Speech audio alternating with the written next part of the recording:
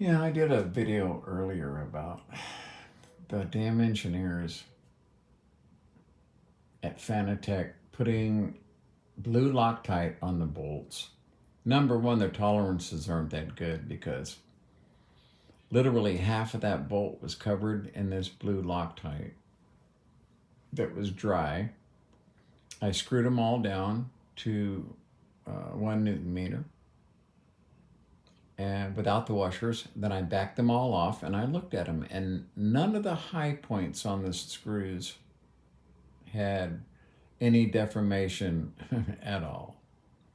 It looked exactly like the blue Loctite that I'd put in there. You see, it's doing no good.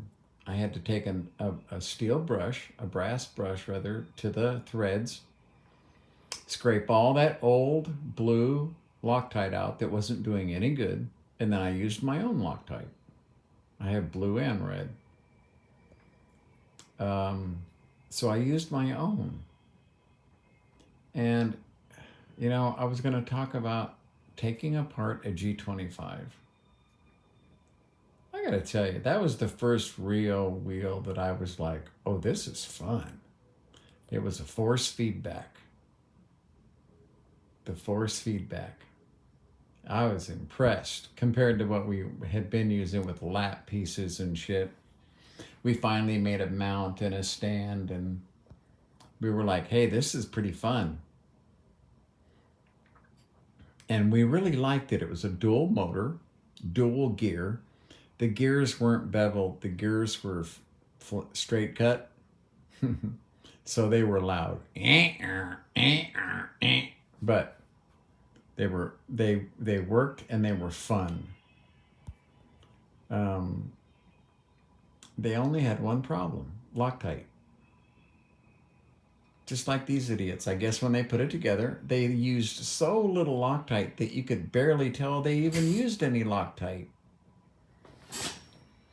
And I would say 50% of the units that failed because the Loctite gave out and the screws came undone from the motor plate, and the motors got loose and sloppy, and the gears didn't mesh anymore. I did a long video about that in 2007.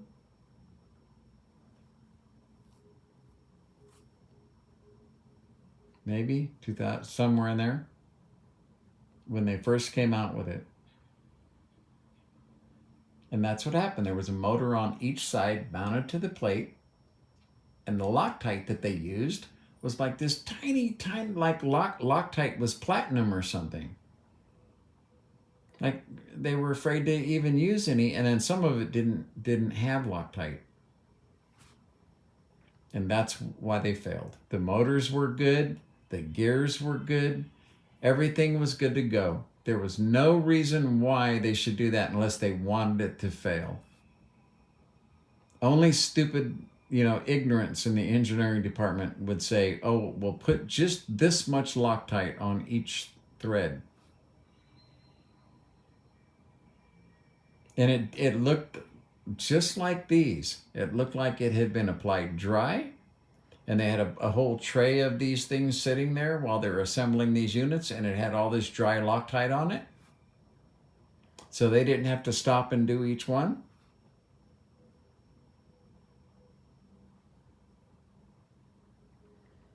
That Loctite's used for a reason.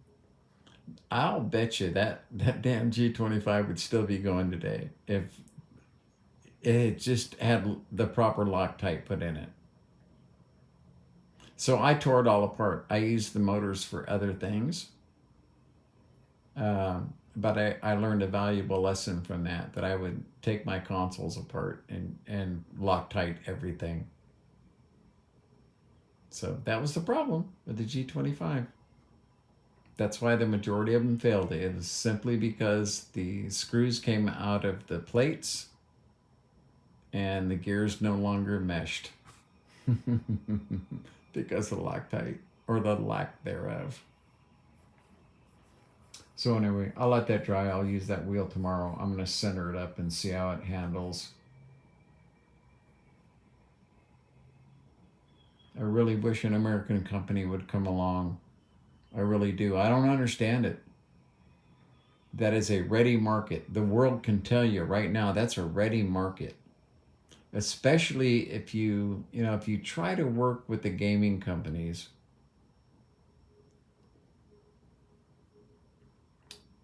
that's what we need here. There's enough PC gear, I think, made by other companies that are far superior to Fanatec and these other groups. If you really want to get into it, we need that $500 base unit, wheel and box, and then give them a cheap set of pedals to play with, and then all the options make the ecology of the system all work together, so that it's all plug and play, no mysteries, no why won't this work with that. Just make sure everything that works well, that it's priced well, and you have good customer service. Sony would make a deal with you. Something happened with Sony and Fanatec. I don't know what it was. I can't find it. I can't dig it up. There's no mention of it. Something happened. Even the DD, they say will work with your PlayStation, but it is damn sure not officially a PlayStation licensed product. They have one wheel that has a PlayStation button on it, and I tend to think it's old inventory like the DDs.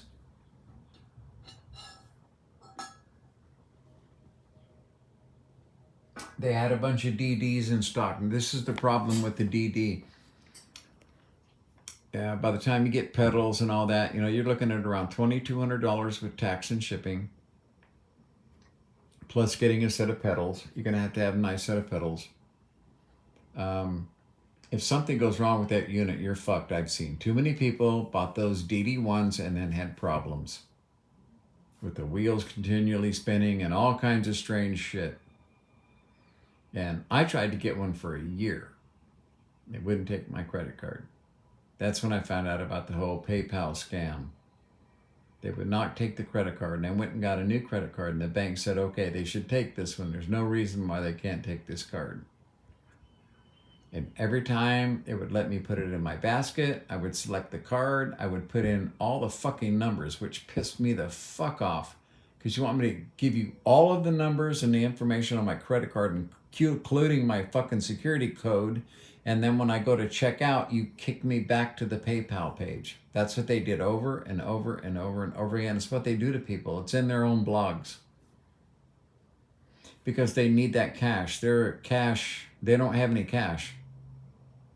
They're robbing Peter to pay Paul. No business can maintain itself that way. You start making bad choices and decisions that are not engineering based, but financially based, like that damn DD Pro.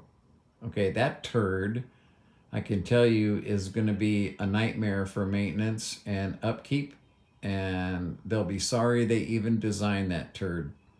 They will. Give it another couple of years, they'll all be worn out or bent,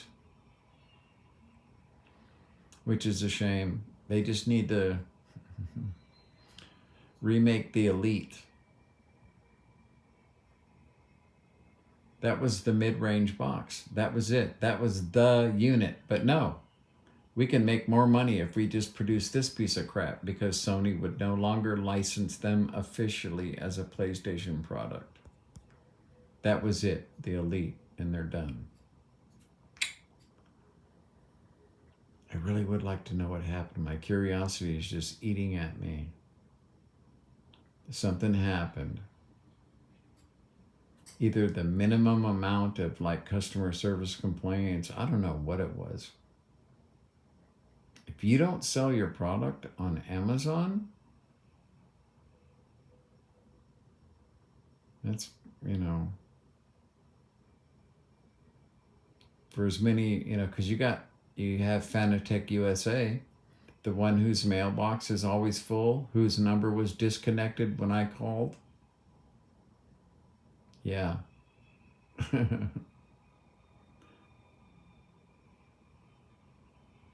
Come on, some American billionaire, step up, man.